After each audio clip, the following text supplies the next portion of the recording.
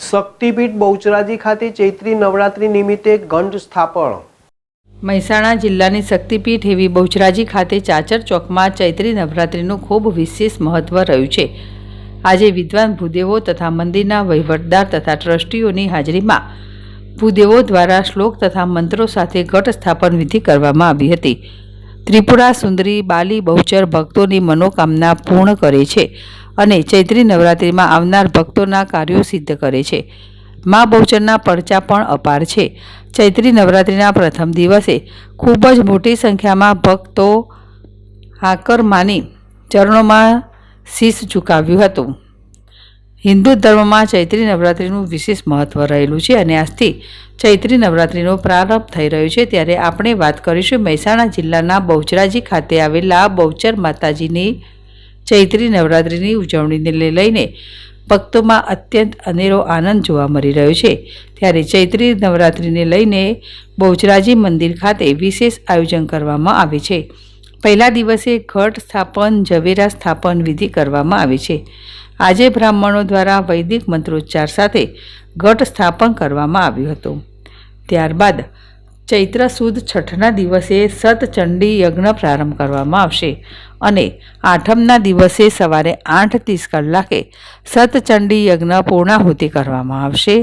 તદુપરાંત ચૈત્રી આઠમના દિવસે બહુચર માતાજીની પાલખી નીકળશે અને રાત્રે 9 વાગે ખંડપલ્લી ભરીને માતાજીને નૈવેદ્ય ધરાવવામાં આવશે અને ત્યાર પછી ચૈત્ર સુદ દસમની મધરાત્રે સ્થાપન ઘટ ઝવેરા ઉત્થાપન વિધિ કરવામાં આવશે.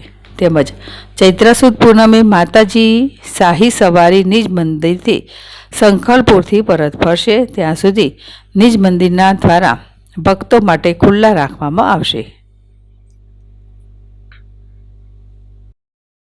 મારું નામ વિકાસ રાતડા. હું બેચરાજી ટેમ્પલ ટ્રસ્ટ ખાતે વહીવટદાર તરીકે ફરજ બજાવું છું. આજથી ચાલુ થતી ચૈત્રી નવરાત્રિ નિમિત્તે સૌ ભક્તોને જય બહુચર. ગઈકાલે મંદિર પ્રક્ષાલન વિધિ કરવામાં આવેલ છે. આજથી ઘટ સ્થાપન કરી અને ચૈત્રી નવરાત્રિની વિધિવત પ્રારંભ કરવામાં આવ્યો છે. આ ચૈત્ર મહિનામાં જે પણ તહેવારો આવે છે એનું અનેરું મહત્વ છે. ભક્તો ખૂબ મોટી સંખ્યામાં આ આસ્થાના કેન્દ્ર પર આવતા હોય છે.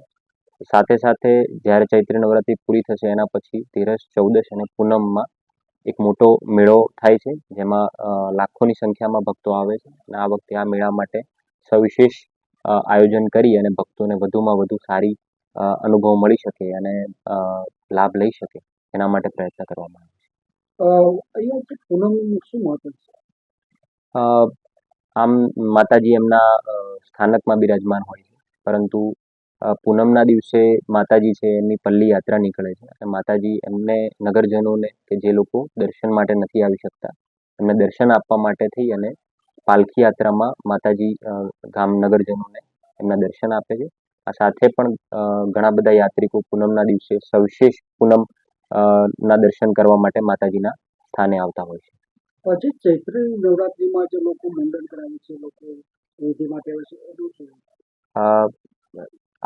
આજુબાજુના પ્રદેશમાં એક માન્યતા છે અને ઘણી વખત માનતાઓ માનતા હોય છે છોકરાઓ માટેની. તો એ છોકરાની બાબરી અહીંયા કરાવશું એ પ્રકારની માનતા હોય છે. અને ચૈત્ર મહિનામાં જો આ માનતા માટે આવે બાબરી માટે તો એનું સવિશેષ મહત્વ રહેલું છે. જય બહુચર. હું પ્રતિકુમાર પટેલ, નાયબ વહીવટદાર શ્રી બહુચરાજી માતાજી ટેમ્પલ ટ્રસ્ટ. આજથી ચૈત્રી નવરાત્રિનો પ્રારંભ થાય છે. આજે સવારે ઘટ સ્થાપનની વિધિ સંપન્ન કરી આજથી ચૈત્રી નવરાત્રિનો માતાજીના દર્શન માટે હજારોની સંખ્યામાં લોકો ભાગ લેશે. ચૈત્રી માસમાં બાળકોની મુંડન અને ચૌલ ક્રિયાની વિશેષ મહત્વ હોય છે. એટલે આજથી ઘણા મોટી સંખ્યામાં ભાવિક ભક્તો એમના બાળકોની બાબરી અને મુંડન માટે અહીંયા પધારે છે. આ ઉપરાંત દર વર્ષે માતાજીના ચૈત્રી પૂનમના દિવસે માતાજીનો પ્રાગટ્ય દિવસ હોય આપણને આ વખતે 13, 14, 15 એટલે કે 10, 11 અને 12 એપ્રિલના રોજ ચૈત્રી પૂનમનો મેળો યોજાશે. આ મેળામાં દેશ વિદેશ અને આજુબાજુના ઘણા બધા ગામોથી લોકો પગપાળા તેમજ પોતાના સાધનો માતાજીના દર્શનાર્થે આવશે.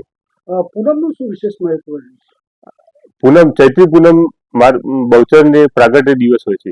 એ દિવસે માતાજીનું પ્રાગટ્ય થયું, એ દિવસે માતાજીના દર્શનનું વિશિષ્ટ અનેરો લાભ થાય છે અને માતાજીના એ દિવસે દર્શનનું વિશેષ મહત્વ છે. જે આઠમના દિવસે કોઈ વિશેષ કાર્યક્રમ કરાશે? આ ચૈત્રી માસની આઠમના દિવસે રાતે માતાજીની પાલખી નીકળશે, જે બજારમાં થઈને માતાજી નગરચર્યા નીકળશે અને દર્શન આપશે. એ બાદ રાત્રે 12 વાગે પલ્લીનો કાર્યક્રમ હોય છે, જે નિવેદ કરીને એમાં પલ્લી કરવામાં આવે છે. અને પૂનમના દિવસે માતાજીની પાલખી સંખલપુર જશે. અહીંથી માતાજી દર્શનાર્થે અને સંખલપુર ત્યાં માતાજી ત્યાંથી અહીંયા વેટદાર સાથે જશે અને ત્યાં જઈને માતાજીની ત્યાં સંખલપુર વાસીઓને પણ દર્શન આપશે.